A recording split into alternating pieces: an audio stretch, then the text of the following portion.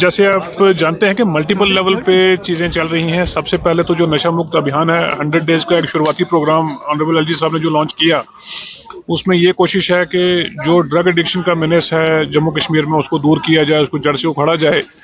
इसके साथ साथ डिपार्टमेंट की तरफ से जो 2-3 चीज़ें हैं, सबसे पहले यूथ की स्पोर्ट्स में स्किलिंग, कि वो अच्छी गेम सीखें, उसमें आएँ।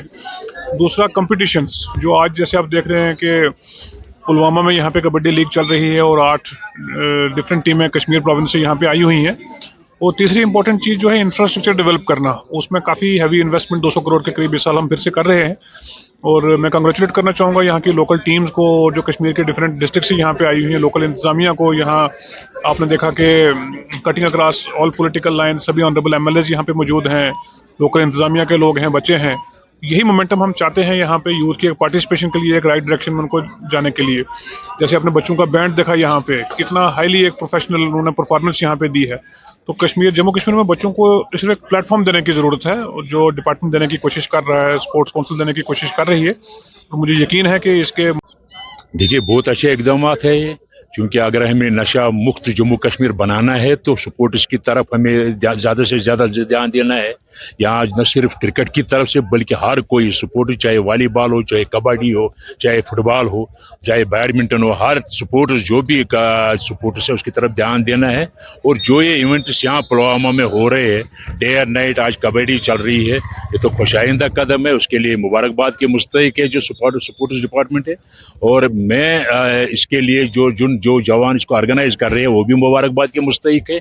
और अगर हमें यहाँ से नशा मुक्त जम्मू कश्मीर बनाना है तो इसके लिए सबसे बड़ा काम जो हमें करना है कि हर जो जवान, जो पढ़ा लिखा जवान है, जो कॉलेज से निकलता है, यूनिवर्सिटी से निकलता है, पढ़कर निकलता है, या स्कूल से जो निकलता है, जो उसको खाली टाइम मिलता है, उस खाली टाइम में उसको स्पोर्ट्स हमें अवेलेबल रखना है, ताकि वो नशे की तरफ न जाए बल्कि वो स्पोर्ट्स की तरफ जाए।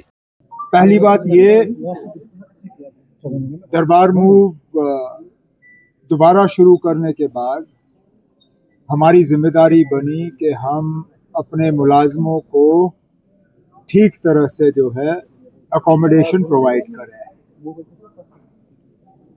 कुछ यहाँ बिल्डिंग पहले से बन रही थी, कुछ में काम जो है वो मुकम्मल करना बाकी रहा था, लेकिन मैं स्टेट्स डिपार्टमेंट का और उनके तमाम अफसरों का शुक्रिया करता हूं कि उन्होंने बहुत जल्दी ये सारे काम मुकम्मल किए।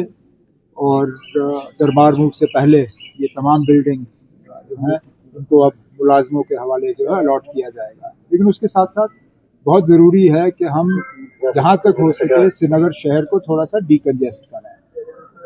ये इलाका एक अच्छा एरिया है जिसको हम आगे जाके डेवलप कर सकते हैं, एम्प्लॉइज़ के लिए, सीनियर अफसरों के लिए, यहाँ तक के हमारे जो ऑनरेबल लेजिस्लेटर्स हैं उनके लिए भी यहाँ जो है अकोमोडेशन, जिस तरह दिल्ली के पैटर्न पे, चाहे वो बाबा खड़क सिंह मार्ग हो, चाहे वो न्यू मोती बाग हो, जहाँ वहाँ इस तरह की अकोमोडेशन डेवलप की गई है।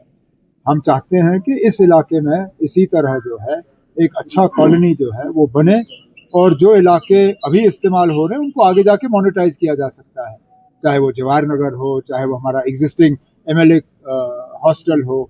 इन चीज़ों को फिर मोनेटाइज करके वो पैसा यहाँ पे इस्तेमाल किया जा सकता है। वो हुआ एम्प्लॉयज़ के लिए। अब आपने इसके साथ सिक्सर मार के ऐसा इशू जोड़ा जिसका इस प्रोजेक्ट के साथ कोई ताल्लुक नहीं था। बेरोजगारी जम्मू कश्मीर का एक बहुत बड़ा मसला है, इससे कोई इनकार नहीं कर सकता। लेकिन मैंने बार बार कहा है कि बेरोजगारी का खात्मा सरकारी मुलाजमत में नहीं है। कोई ऐसा मुल्क नहीं है जिसने बेरोजगारी का हल सिर्फ सरकारी नौकरियों से किया है, और हमारे मुल्क में कोई ऐसी रियासत नहीं है जहां सरकारी मुलाजमत की बुनियाद पे बेरोजगारी को ख़त्म किया गया है। हम जितने नौजवान सरकारी मुलाजमत में एडजस्ट कर सकते हैं हम करेंगे, लेकिन हमारी मुकम्मल कोशिश है कि प्राइवेट सेक्टर को एक बढ़ावा मिले, प्राइवेट सेक्टर को हम मजबूत करें। इसमें हमारी हुकूमत के तरफ से जो एक स्कीम सेल्फ एम्प्लॉयमेंट और एंटरप्रेन्योरशिप के लिए मिशन युवा के नाम से ये लागू किया गया। फिलहाल अभी तक जहाँ तक मेरी जानकारी है लगभग 1000 करोड़ रुपए जो है वो सॉफ्ट लोन्स के तहत और ग्रांट्स के तहत नौजवानों को दिए गए हैं अपने यूनिट्स कायम करने के लिए। इसी तरह एग्रीकल्चर के लिए, हॉर्टिकल्चर के लिए HADP के तहत हमारी कोशिश है कि उनको भी एक बढ़ावा मिले। मौसम के वजह से नुकसान से बचने के लिए वेदर बेस्ड क्रॉप इंश्योरेंस जहां एग्रीकल्चर को मिलता था, हॉर्टिकल्चर को नहीं मिलता था, इस बजट में हमने हॉर्टिकल्चर को भी इसमें शामिल किया है ताकि खुदा ना खास्ता कहीं मौसम के वजह से नुकसान हो तो उनको उस नुकसान का जो है वो नुकसान उनको खुद बर्दाश्त करने की ज़रूरत ना पड़े। और इसके साथ साथ कनेक्टिविटी, कल ही जम्मू में वंदे भारत ट्रेन को जो है 8 बोगी से हमने 20 बोगी उसकी इनॉग्रेशन की गई। उसी फंक्शन में मैंने रेल मिनिस्टर साहब से गुजारिश की, हालांकि महकमा उनका नहीं है लेकिन उनका अच्छा खासा असर रसूख दिल्ली में चलता है, उनसे मैंने गुजारिश की कि वो हमारी मदद करें, यहाँ एक ड्राई पोर्ट बने ताकि जो सामान एक्सपोर्ट होना है, ये आइडिया मेरा नहीं है, पिछले दिनों यहाँ बिजबिहारा में जो प्रोग्राम था वहाँ पे एक हमारी नौजवान लड़की जिसने मिशन युवा का फ़ायदा लेके अपना एक यूनिट तैयार किया था, वो कह रही थी कि एक ड्राई पोर्ट यहाँ बने तो उनको एक्सपोर्ट में और ज़्यादा सहूलियत मिलेगी।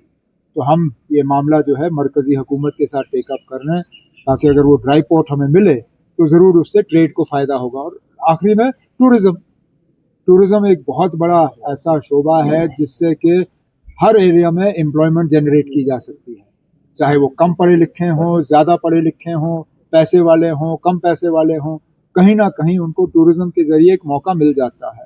हमारी मुकम्मल कोशिश है कि टूरिज़्म को एक बढ़ावा मिले। और उर्दू कर रहे हैं, ये वही ना जादूगर का वो करिश्मा कि आप एक हाथ से कुछ और दिखाओ, दूसरे हाथ से कुछ करो। क्योंकि उन्होंने बीजेपी की मदद की राज्यसभा के इलेक्शन में और वो चाहते नहीं है कि लोग इसके तरफ तवज्जो दें, तो उर्दू की बात कर रहे हैं। हालांकि उर्दू के मामले में जैसे मैंने कहा झूठ के अलावा और कुछ नहीं है, लेकिन PDP अब वो कभी अपनी हरकतों से बाज नहीं आएंगे। आज जो भी हम भुगत रहे हैं वो इस चीज का नतीजा है कि उन्होंने बीजेपी को यहाँ लाके सेटल किया। आज भी वो अंदरूनी तौर उनकी मदद कर रहे हैं। There is no droppage of Urdu. अब अल्लाह बचाए इन लोगों से ना जिनको सच और झूठ में जो है फर्क नजर नहीं आता। बदकिस्मती से ये जमात और इस जमात की कयादत, इनको झूठ के अलावा कुछ नजर नहीं आता। हमने उनसे कहा ना, खुदारा हमें वो ऑर्डर दिखाइए जिसके तहत हमने उर्दू को ड्रॉप किया हो। आपने सिर्फ वो ऑर्डर दिखाया जिसमें हमने पब्लिक कमेंट्स मांगे।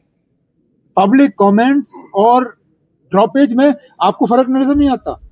वो छोटी लड़की है लेकिन पढ़ी लिखी है। अब क्या मुझे और ज्यादा उनको पढ़ाना पड़ेगा, ट्यूशन देना पड़ेगा? There is a difference between asking for public comments and dropping a subject. Droppage की फाइल आज भी मेरे टेबल पे है, मैंने उसको मंजूरी नहीं दी है। मैं फाइल का नंबर दे सकता हूं जिस फाइल के तहत ये प्रपोज किया गया है, मैं उससे इनकार नहीं करता हूं।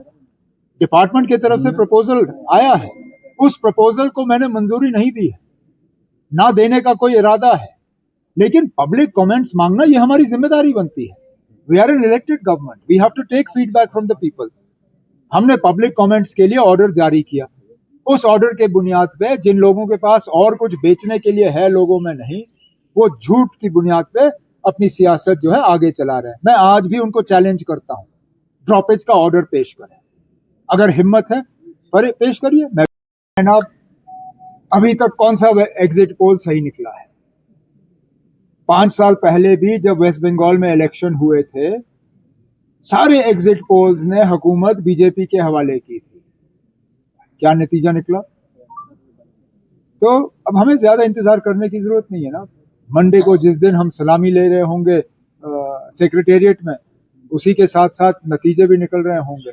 और जहां तक मैं समझता हूं, ये एग्जिट पोल जो है ये सब एक बार फिर गलत साबित होंगे। एक ने तो अपना एग्जिट पोल छापने से इनकार किया क्योंकि शायद उनको नतीजे एग्जिट पोल के अच्छे नहीं लगे, तो उसने एग्जिट पोल ही अपना बंद कर दिया। ये सिलसिला चलता है।